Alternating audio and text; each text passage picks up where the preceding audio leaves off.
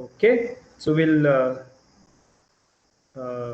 move ahead in the time complexity domain, right? So we looked at the basic notion of time complexity, and we said that although there are lower, upper, both bounds, etc., we are going to primarily look at the big O notation, which is about the worst case time complexity, and we are going to make use of that.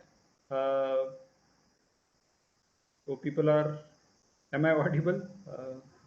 Okay, okay, great. All right, so um, yeah, so today we are going to apply our time complexity notions to a particular algorithm, right? So I know that this course is about data structures, but data structures are going to be coming next week. Today we are going to look at a specific algorithm and use the complexity notion accordingly in that algorithm, right? So this, I suppose the slides are visible. Um, so this problem is called maximum subsequence sum. What that means is that you are given an array of, let's say, some integers, positive, negative, 0. And what you need to find out is that what is the subsequence. Subsequence is a contiguous set of elements in this array such that their sum is maximum in this array. Right? So just to give you an example, if you are given this particular array, and if I take 4 minus 3, 5, this is one subsequence, contiguous set of elements, then their sum is going to be 6. Right? Similarly, if I take some other subsequence, then its sum is going to be, let's say, 5 in this case, and so on.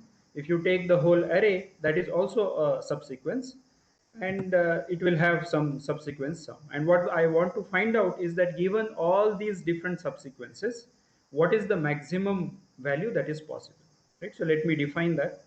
So the problem statement is, given an array of integers, find the largest subsequence sum. And a subsequence is a consecutive set of elements. And one important condition here is that if it is empty, that is the subsequence is empty, then that is going to give us the sum as 0. What that means is that 0 is always going to be what bound? Lower, upper?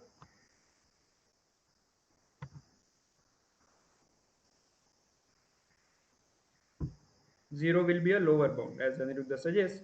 0 will be a lower bound for your answer. Srivatsa, Sunny, all of them are saying lower. Mrityunjay. So that is correct. So you will have an answer which is at least 0, right? Because empty subsequence is anyway an answer to any of the problems. I mean, potential answer, and therefore your value is always going to be at least 0. Even if all the integers are negative, you can always give an empty subsequence whose value is going to be 0. Right? So that is what it means. So what we are interested in is the maximum subsequence. Therefore, we need to always find out greater than equal to 0 value in the given array. Right? So let's think about how we will solve this problem. Any suggestions?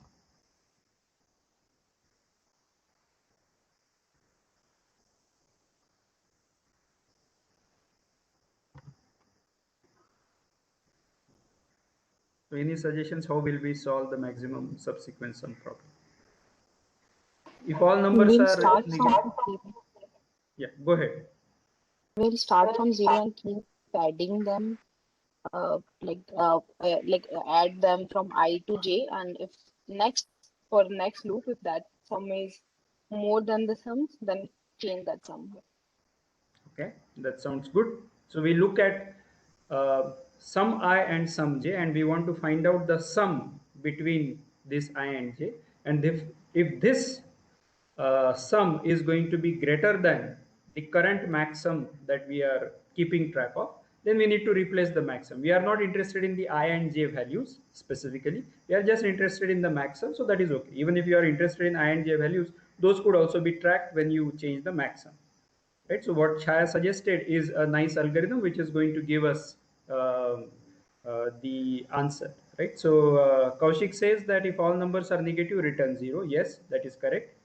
Ashwin says find the cumulative sum up to each element, then all possible combinations of endpoints. Right? So you have for each starting point, you can go to larger and larger sums. So you start from a particular I and then go up to let's say n minus 1, and that is going to give you the sum similar to what Chaya was suggesting.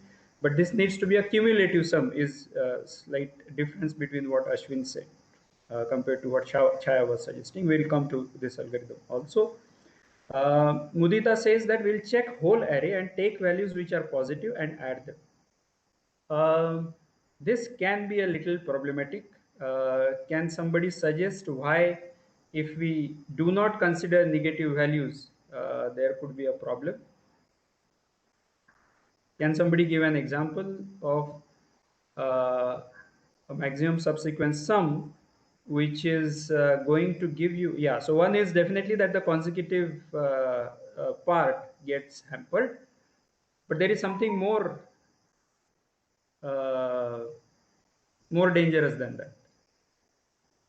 So one suggestion is given by Anirudh, 2 minus 100 1 1, right? So if you look at the values, we cannot take 200 1 1 because that is not a subsequence. According to our definition, it has to be contiguous. But we cannot take 100 1 1 as the answer, because 102 is not the maximum subsequence. It is the 103. So you have to include minus 1 and 2 and have the sum of all the values, and that is going to give you a better answer compared to. So even if you take 2 minus 100 as 3 elements, the answer should be 101 rather than 100. So that means that the negative numbers are important, right? Does that make sense?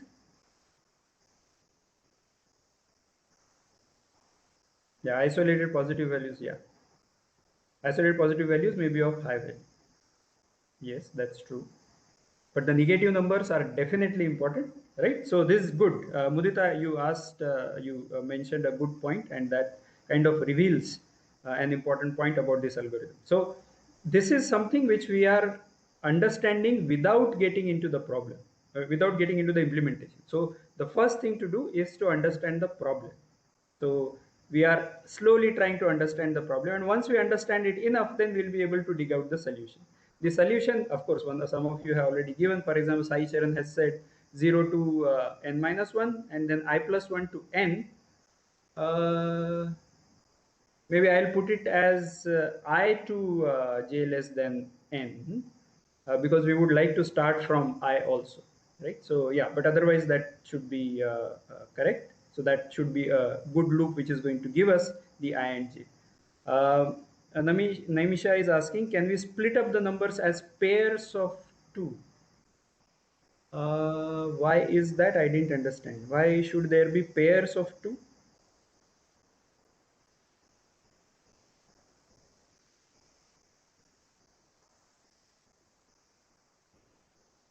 To reduce the number of iterations?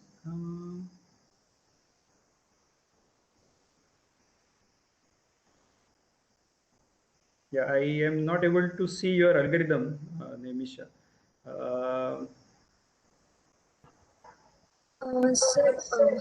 What I wanted to say was, let's the alternative, I mean, not alternative numbers, the consecutive numbers can be split into pairs of 2. So each one will have a sum, and we can find if the we can again add these sums and check. So if a particular value is greater, then inside that we can traverse and again see which is actually adding up the more. So I was just thinking. Yeah, sure. Yeah, that's an interesting algorithm. So what Naimisha is suggesting is that if we take pairs, consecutive elements, then that is going to give us some numbers, but we will not get n by 2. We'll probably get n minus 1, because we would like to, if there is 1, 2, 3, 4, we would like to combine 1, 2 also and 2, 3 also rather than 3, 4. So 2, 3 might give us the answer. That is one. The second thing that might be important is that if you take n minus 1 such pairs, it will probably not reduce too much of a computation. Right? If you take n by 2, that is 1, 2, and 3, 4, and 4, 5, 6, then combining this will probably be okay, but then we will have to still split it. So for example, 1, 2, 3 might be an answer which we would like to have. So I think this needs some, yeah. Yes. So what I was saying was, let's say 1, 2, 3, 4, 5, 6. So find 1, 2, 3, 4, 5, 6. And if 1, 2, 3, 4 is greater than 3, 4, 5, 6, then go inside 1, 2, 3, 4 and check Oh, I something. see. I see. I see. I see. Okay. Okay. So I see. So if 1, 2, 3, Yeah, 4. it is very vague, but so I'll just give some more thought about it. And Yeah, yeah, sure. No, I think this is an interesting way of doing it. I am not able to see fully, but I understand the high level idea that if you have 1, 2, 3, 4, and 5, 6, then you check 1, 2, and 3, 4 sum, and then 3, 4, and 5, 6 sums. And whichever is larger, then you go inside that and look for additional possibilities. Yeah, that might be interesting. I think it needs to be worked out. Good. Yeah, so there will be some ways in which I'll suggest you to solve a particular problem, but that doesn't mean that those are the only ways. There will be interesting ways which you should definitely think about. Some of those might be different than what is given in the textbooks, for example, or whatever I am going to suggest. So good, Naimisha, that was a good thought. Mrityunjay is saying there can be a single largest number and all negative, so that negates the case.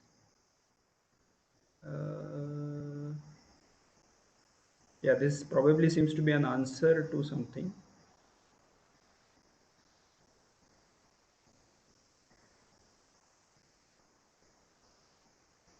The split case. Okay, fine, good. Aniruddha is suggesting find maximum subsequence sum ending at element I, right? So this is a slightly different version than starting from I to J, right? So we will come to what Aniruddha is suggesting soon. Vishwa has also given 0 to n minus 1 and I plus 1 to n minus 1.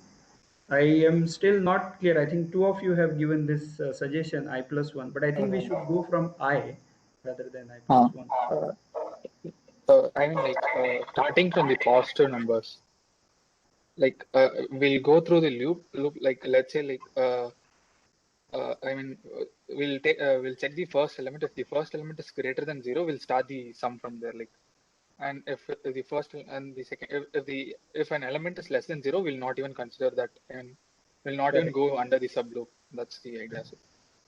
Correct, but if you are talking about a subsequence from I to J, we'll have to even consider I to I, right? So J should start from I. That's what I'm saying. Yes, I mean, I copy pasted. Yeah, this seems to be fine. Yeah, this seems to be fine.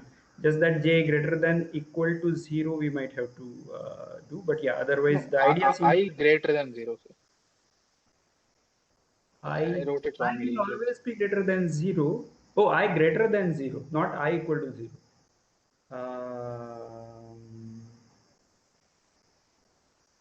And basically what we are doing is we are going over a sequence, and first we are checking if an element is greater than or less than 0. If it's less than 0, we are going to the next element. If it's greater than 0, we are basically starting the subsequence from there. Oh, so do you mean A of I greater than 0? Yes, sir. Oh, okay, I wrote it wrongly. Yeah, that seems to be okay. Andrea is suggesting go on splitting in 2, and then as we go up the tree, keep adding and replacing as we get greater sum. This will be a little, I mean, this should be possible, except that we have to worry about the that pairing should not be rigid. You have to pair up the elements from one pair and the other pair, last element of the first pair and first element of the second pair. So that also needs to be done, which will give you all possible subsequences essentially. Okay, Sai Charan says we can try to avoid negative numbers while choosing start and end. That is correct. So whatever array is given, if at the start there are negative numbers and at the end there are negative numbers, all those can be discarded. So that can be a good optimization in this case. Murari says we need not compute all the cumulative sums, because if it becomes negative, then we save the earlier one and start from that and keep saving the maximum subsequent sum and go till it becomes something. Yes, so that is a correct observation, Murari, and we will till it becomes negative. Okay.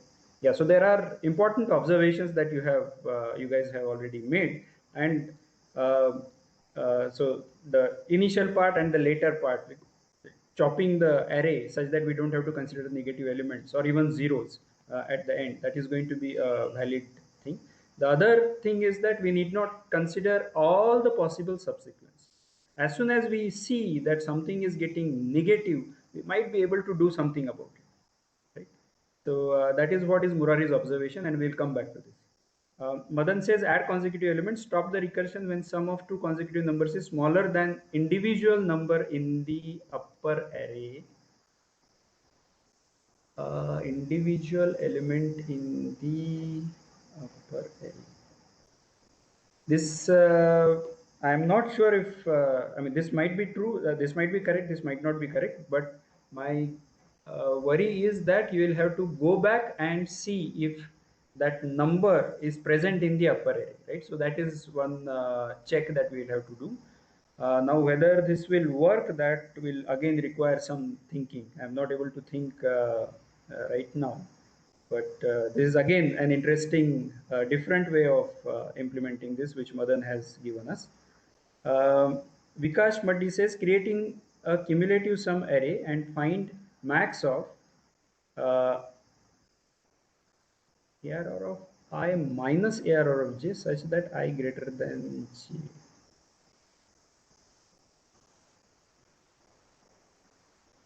This I am not able to understand. If I suppose this you are talking about as minus and not I to J.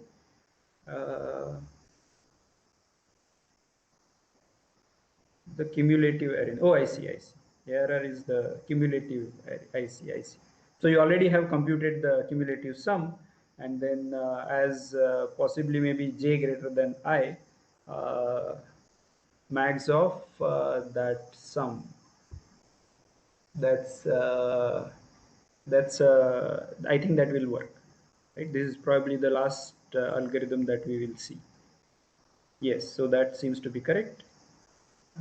Define max as 0. Yes. So okay. So I think we have gotten very many very nice approaches, and there is a good chance that some of them are going to be working, and some of them which probably initially may not work. You will have to make it work by maintaining some other additional information.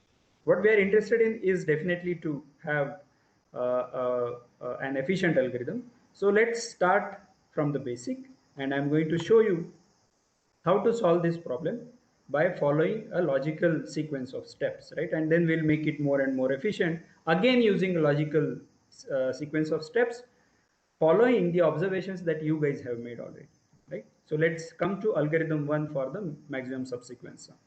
So what we said is that for each subsequence, I am going to compute the sum of that subsequence, and if that sum is turning out to be greater than the current maximum subsequence sum that I am maintaining, then I replace the maximum sum equal to that current sum, and then finally return the current maximum. This is my algorithm. This is my pseudocode, right? And it seems to be reasonable in line with the initial suggestions that some of you had given, right? What is the complete? How many such subsequences exist?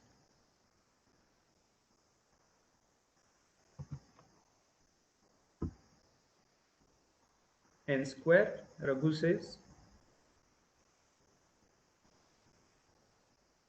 N into n minus 1 by 2. Pawan says n square. Srivatsa says nc2.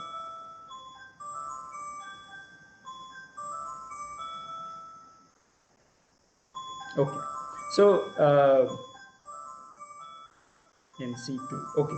So we have to remember that for each element, so let's say that I starts from 0 to n minus 1. So there are n numbers, and for each of them, 2 to the power n, Murari, Vicky, Sai Charan, n factorial. Which functions are now remaining? N log n. Okay. So n into n plus 1 by 2, Tanzir says. Okay. So we have these n numbers, right? And then for each of them, we want to find out what is, so assuming that that is the starting address, that is I, starting index, and then J can take what values?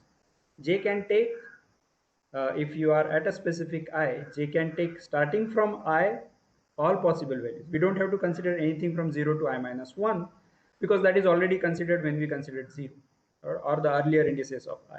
Right? So for I equal to 0, we have n end indices. For I equal to 1, we have n minus 1 and so on. So n plus n minus 1 plus n minus 2 up to finally 1, and that is going to be n into n plus 1 by 2, which is also no, it's not nc2 plus 1. I think it will be n plus 1 c2. And no, sorry, nc2. No, n plus 1 c2 because n plus 1 into n by 2. Right? So that is n into n plus 1 by 2. Some of you have given. Although it is going to be of the order of n square. So what you are, some of you are mentioning as n square. Okay, Sweetie also says that she is not able to hear anything. And I think earlier somebody had also suggested. I am hopeful that since I am getting answers, I am audible, but I don't know what is the problem. I request maybe some of you to try out removing the mic's cord and the headphones cord and maybe adding it again. So it is going to be order n square, right? Because we have n plus n minus 1 plus n minus 2. So that is n into n plus 1 by 2, right? So that is definitely going to be order n square. So it won't be n square. Yeah, go ahead. Could you repeat that argument about how it is n into n plus 1 by 2? Yeah, so for each starting address, that is I, I want to find out the end index, right? So for I, if I am at a particular I, what will be the end index j that can start from I, then go to I plus 1, I plus 2, all the way up to n minus 1, right? Which means that for I equal to 0, the end index could be 0, 1, 2, 3, 4 up to n minus 1. That is n such values. So for I equal to 0, there are n subsequences. For I equal to 1, there are n minus 1 subsequences starting from 1, 2, 3, 4. We will not consider backwards, that is starting Sir, as 1 and ending as 0. So then, so we are saying that the array indices are from 0 to n, so there are n plus 1 elements, right? 0 to n minus 1. There are n elements. C syntax, we'll see. Okay. Even if you consider 1 to n, that is okay, but there are n elements. Let's put it, we will not say n plus 1 elements. Oh, if some of you had considered n plus 1, then the answer will change. You are right. Okay, sir. So, like the way I went about this problem is, so any subsequence will have a starting element and ending element. So our problem is like choosing the starting element and ending element indices. So isn't it not directly NC2? The number of subsequences will be NC2 definitely. That is okay. What you thought about, that seems to be alright. We are talking about only number of subsequences. But that doesn't mean that we have to go over each subsequence. And therefore, it's possible that the number of subsequences might be NC2, but the complexity of your algorithm can still be lower than order n square. Oh, okay. So no, like I'm not sure where that n plus 1 C2 comes. Sir, that is because, sir, when we choose two elements, we can only choose different elements, but we can choose the same element twice. 1 and 1, starting and ending at 1. That will include two extra elements. That will be the difference between NC2 and n into n plus 1 by 2. Yes. So, oh, I see. You are talking about NC2 versus n plus 1 C2. Yeah. So it should be n plus 1 C2 because we are talking about for each I, we are not choosing a different j always. It could also be the same, right? So you have n plus n minus 1 plus n minus 2 and like that. Right? So that will be n into n plus 1 by 2. That is same as n plus 1 C2. Okay, sir. Okay, got it. Right? Okay. Yes. Thank you. Any other? Okay, I think there are a lot of questions. Sorry, I'll have to go up. It is working, but with slight breaks in audio. I'm sorry about that. Isn't the number n minus 1? So it should. Okay, I think there was this request of WebEx. We have 97 people today. WebEx versus Google Meet. So maybe I'll try Google Meet from the next class, but note that there are some students who are also getting added. So number of students might be, oh, we had 100. Right, it says 100. Okay, so I don't know, some of you might have dropped out, but I am hopeful that my teaching will probably reduce some of the numbers below 100. So that will help us maybe with the Google Meet. We'll come to that. So allow me today. Next week onwards, I'll take a look at this because some students are getting added. So I might have to stick to WebEx for at least a few days, and then we can change that. Chotu says sequence of one element, and yeah, so that is the answer. NC2 plus because of identical cases, correct. We can choose one element only. It is possible. Yes, we had. Okay, fine. All right. So, so there are number of subsequences which are going to be n plus 1 C2 or n into n plus 1 by 2. So that seems to be okay. What is the complexity of this part of the algorithm? This part meaning compute sum, given a ij pair, compute the sum. If sum greater than current maximum, then current maximum equal to sum, right? What is the complexity of this part?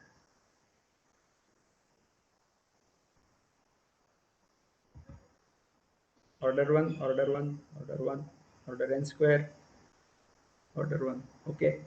So given an ij pair, the complexity of identifying the subsequence, the sum of these ij pair, I and j could be arbitrary, and therefore I'll take Raghu's answer that it should take order n time for one subsequence, right? And that if statement is not going to take more than order one time, just that compute sum given an ij pair will require you to go over the subsequence, and therefore you will require, just if you take computing of that sum of that subsequence, then that is going to require order n time. Precisely what Adarsh is saying, j minus I, maybe plus 1, is the number of sums that you might have to do in this case, and that is going to be actual complexity, which if you think about over different values of I and j, then that is going to take order n time, linear in the length of the array, right? And if we follow that, right, I hope this is clear that computing sum will not be order 1 operation given an ij pair, right? So if that is the case, then we are going to require time n square subsequence, order n square subsequences, and computing sum requires order n time. If sum, that if statement is going to require order 1 time, that means that our algorithm is going to take order n cube running time, right? This algorithm that we are also going to code up, right? Any questions on this part? Otherwise, I'll go and show the code.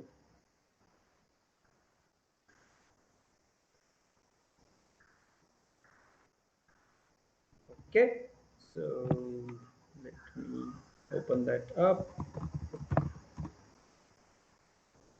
So I hope that the code is visible. If it is not, please let me know.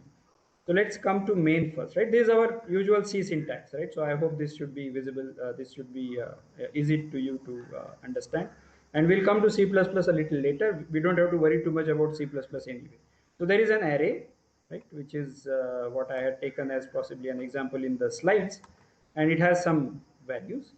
And I'm going to have find out the size of that array, which allows me to just change the array arbitrarily without changing any other part. I'm just calling this MSS with that array and the size of the array, and that is going to give me call to this particular function. Here I'm going to define a maxsum, which is going to be a variable which I'm finally going to return. It should be initialized to 0 because that is the default empty subsequence. Then for this is our subsequence. The I loop and the j loop are going to tell me the starting address and the ending address, and that is going to give me the subsequences n plus 1 C2. The current sum within that is going to be identified as this sum, and therefore it is also defined inside. You can also define it outside as long as you initialize it here, it's okay. And then I am going to go from I to j, right? So k equal to I to k equal to less than equal to j. I am going to compute this sum starting from 0, and that is going to give me the sum between I and j. And if this sum is greater than maximum, then I update the maximum, right? This is my algorithm. And this definitely runs in, I mean, looks like this runs in order n cube. Any questions on this part? I'll leave this here. Any questions on this code? Something doesn't work, requires some modifications?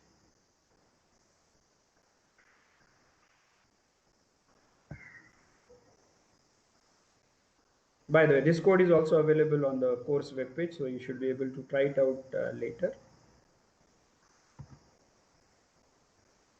Kaushik has a doubt. Yes, Kaushik, go ahead.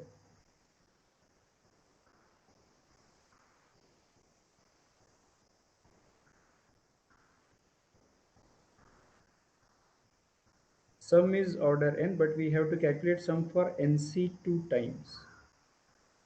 N plus 1 c2 times. Okay, correct.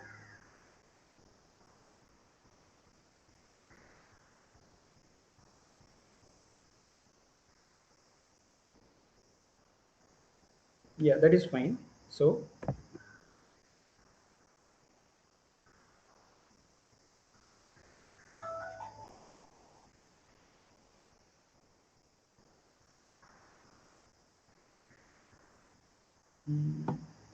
yeah, so the final order is order n cube, because for each n plus 1 c2 I am spending time order n, right? Computing sum we said is order n time, and number of possible subsequences is order n square, and therefore total will be our f of n into g of n, right? So this is a nesting of these two happening, because that compute sum is inside the n square, and therefore it will become order n cube.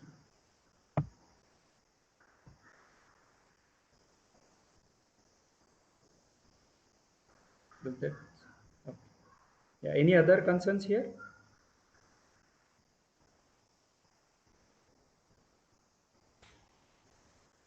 Okay, so this seems to be a reasonable thing to do, that we go over all the subsequences, but then there were some observations which some of you have made.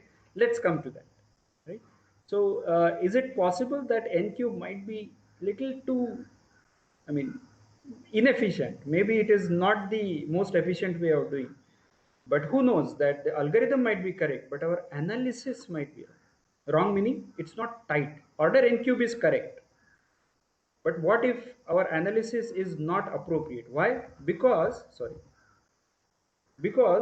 the J loop is probably not going over all the n elements. It is going from I to n minus 1. That is one reason. The second thing is that all the subsequences are not order n, right? Some of them are actually smaller, some of them are larger, and so on. So maybe my analysis is something which is not tight. This is called as tightening the analysis, and I would like to see if my analysis is tight. And if analysis is tight, then I cannot do anything about reducing the complexity. I will have to change the algorithm, right? So let's look at that. So did we perform a tight mathematical analysis? This, I mean, we said we, because of some of the things like, okay, n plus 1 c2 is of the order of n square, etc. So that becomes a little loose sometimes. If we can precisely model that this requires j minus I iterations, or this requires, let's say, 0 plus 1 plus 2 plus 3, like that iterations, then by combining this using our mathematical analysis, we might be able to compute exact answer with respect to this particular algorithm, right? So that is what we would like to do now, right? So let's do it precisely, right, for this algorithm. And what we are having is I loop. So there are three loops. I loop goes from 0 to n minus 1. J loop goes from I to n minus 1. And K loop goes from I to j, for each subsequence I to j. And the amount of work that we are doing, that is that if statement, that is order 1 operation, right? So this seems to be okay. Any concerns with respect to this formulation? Is this precise enough? Have we missed out on anything?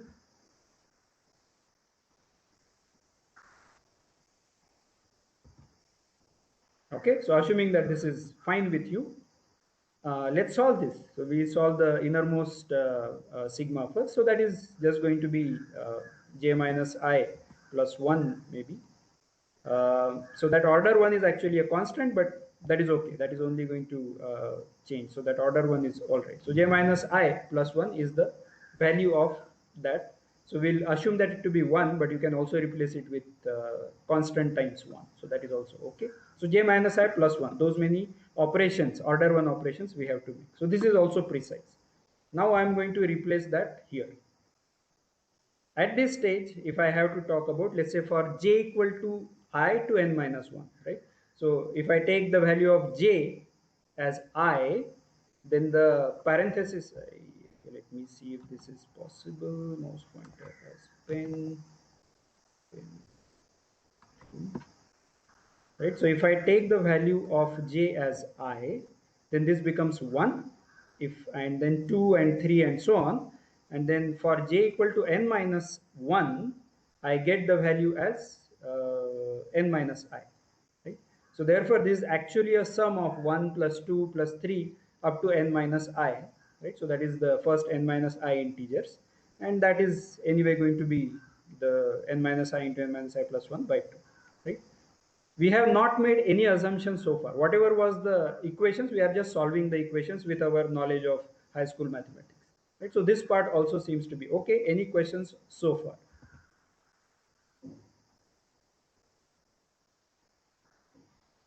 Okay. So assuming that there are no questions, I'll move ahead. So now I'm going to replace that here. So now I have only the I loop and the sum function of I.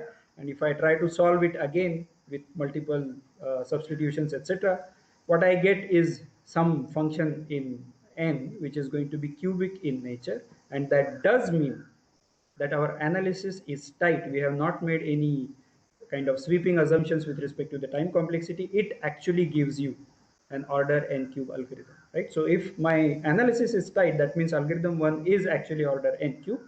And that means that now I can ask this question, that is my algorithm tight? And that is definitely not the case, because some of you have said that we don't need to consider all the subsequences, right? Plus we can do things cumulatively, right? So these two observations are going to give us two different algorithms. So let's analyze that. So the simple observation is that if I go from I to j and compute a summation of a of k, I can just take out j and compute the rest of it, which means that I can do this sum cumulatively. I don't need to really take I and j, right? So if I have computed from I to j sum, I can as well compute from I to j plus 1 in one go. Why do I need to again go from I to j plus 1? Right? So if I have computed from 2 to 5, the sum, I can make use of that to compute the value from 2 to 6, and then 2 to 7, and 2 to 8, and like that. What we did in previous algorithm, algorithm 1, was that we found out I and j, and then we computed the sum every time. Right? So this algorithm that we had, this sum was 0 here every time you increment the value of j. Right? So that is definitely not a right thing to do. We can make use of this cumulative sum across different values of I. Right? So that is what we will do. So for our algorithm becomes, for each starting position I and for each ending position j, cumulatively go on adding the elements such that we compute the cumulative sum. And if that sum turns out to be greater than maximum, then change the maximum. This is our modified algorithm, almost the same as previous one, except for this part. Here we are computing incrementally rather than individually. I mean, computing it for I and j. Right? So that gives you our modified algorithm, which I just showed here. So that reduces. So this part, main part, remains the same. This part just changes, that for each I and for each j, that part also remains the same, except that the sum now is updated for each I. And then as you go on adding each element to this sum, I get a new ending index, right? So j is the ending index, and I go on incrementally finding that sum until that sum becomes, I mean, whenever that sum becomes greater than maximum, then I update it, and so on. Right? Any questions on this part? I'm very sorry, Jeet. Yeah, I understand. I think, okay, let me check the number of participants again. It's 94, it has reduced. I think this bandwidth issue is causing a lot of trouble. We'll try to shift to Google Meet maybe next week, and then If there are issues with respect to Google Meet that some of you are not able to join, etc., then we'll have to move back to WebEx. Right? Sorry about that. Okay, rejoining, fixed it for Sai Charan. Please try that out. Okay, so this is our second algorithm. Now, what is the complexity of this algorithm? Right, so I'll show you the code. What is the complexity of this algorithm in terms of n?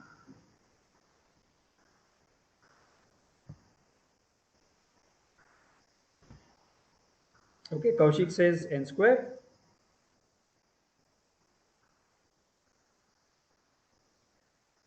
Any other suggestions?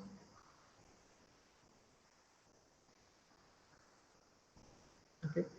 If something is not clear, please ask. I mean, as soon as the number of responses reduces, I get a little bit of worry that people have not understood. So, is it that you did not understand algorithm 2? Please let me know. Okay. So this algorithm is kind of, I mean, the time complexity seems to be reasonable because we have this running n number of times, or yeah, n number of times, and this is going from I to n minus 1, but that is going to mean that for essentially this is going to count the number of subsequences. The number of subsequences is n plus 1 C2, which is going to be order n square, right? So this part inside the two for loops is going to be order 1, and therefore this complexity is going to be order n square. Oh, I think there are a lot of, maybe I got the messages a little later, but yeah, thanks for all of these. Good. So all of you are on the same page. Okay, so is this the best? So we did the cumulative sum.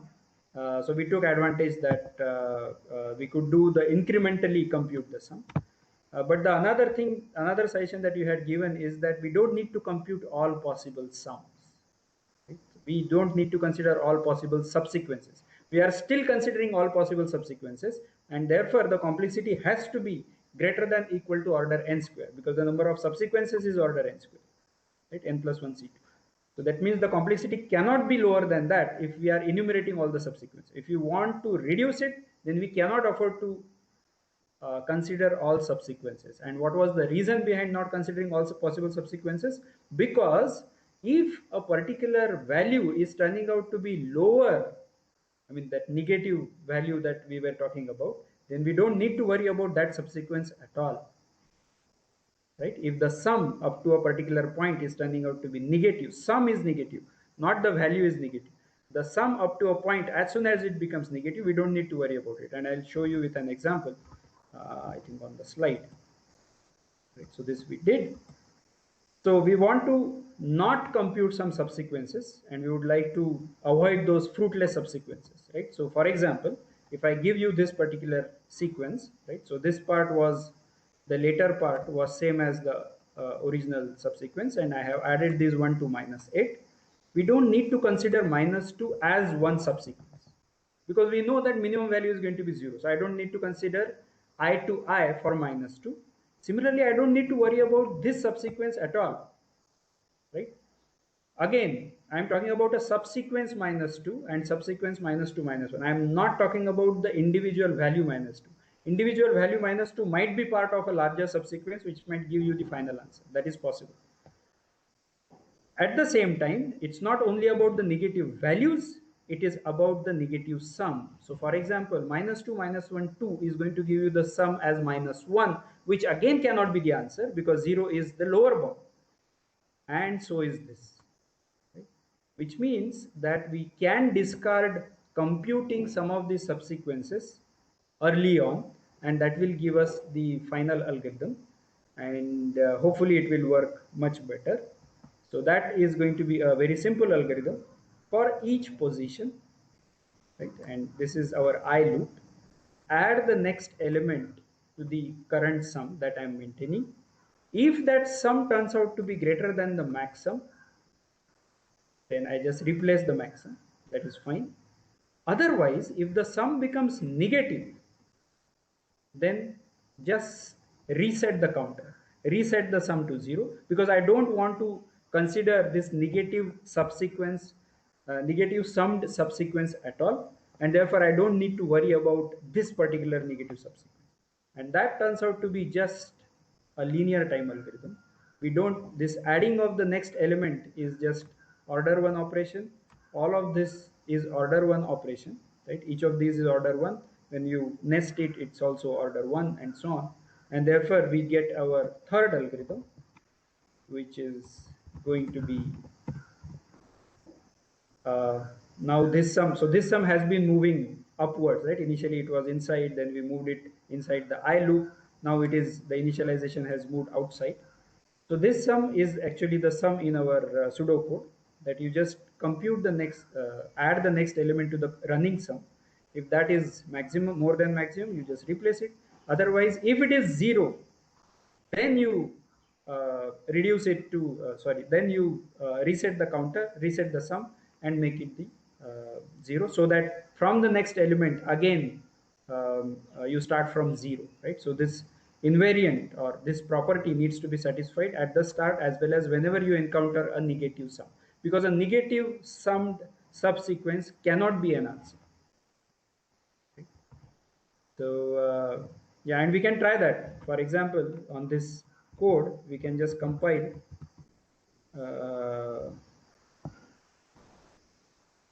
What happened?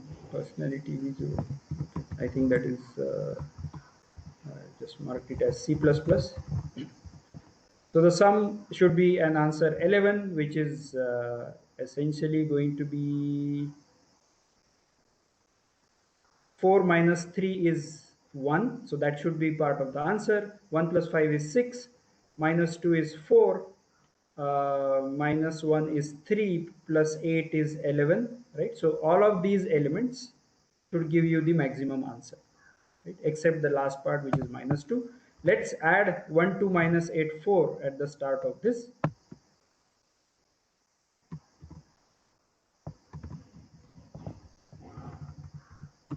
1, 2, minus 8, minus 8. Yeah, the rest of it is the same. G++ is the compiler that we will be using, and that also gives you 11 as the answer, because 1, 2 is 3, so that is okay, but as soon as you add minus 8, that is going to become negative, so we can discard that. And you can try this with different values and you will still get the same answer, right? So this is our minimum subsequence sum. I think I'll probably skip this for now, but any questions so far? Okay, there are some questions. If all the elements are negative, shouldn't we return just the max element of that array? Why do we say it should return 0? No, that is our problem definition. I think that will make probably your life easy, because you can just check for less than 0 values to get this MSS 3. So that's our problem definition, that empty subsequence is 0. Right? So that is given, that is part of the problem statement. But if you want to change the problem statement such that you want to give you the largest negative value, that might require you some work. I'm not sure if the same algorithm will work in that case. Kaushik says if array has all negative values, we may need to return the max of those values. Yeah, again, this is related to your problem definition. If your problem definition asks for that if you have all negatives, you should return the negative value, then you cannot initialize it to 0. You will have to initialize it to minus infinity or something, whatever, minus of int max or something, and int mean, and that will give you probably, maybe then this algorithm should work. Won't the max of elements be the max sub-array sum? Others is saying, won't the max will be the maximum sub-array sum? I didn't understand that. I don't know if it was an answer to others or in Kaushik's thing.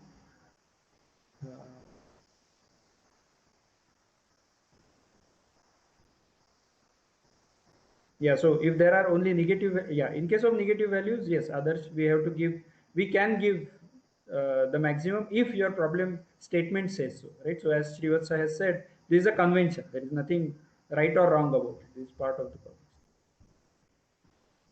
Right. So Naimisha says, can you show the previous code once again? You want it to be MSS 3, I suppose. So let me show you that code.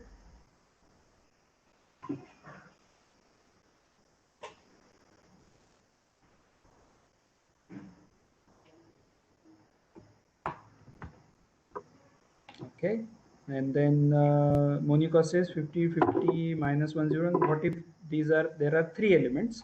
Yeah, so in this case, the maximum subsequent sum should return 100, right? So as soon as it reaches minus 101, so it has already updated the max sum to 100, right? When it reaches the second 50, and then it will become negative. So at that time, we will reset this sum to 0. We will not reset the max sum to 0.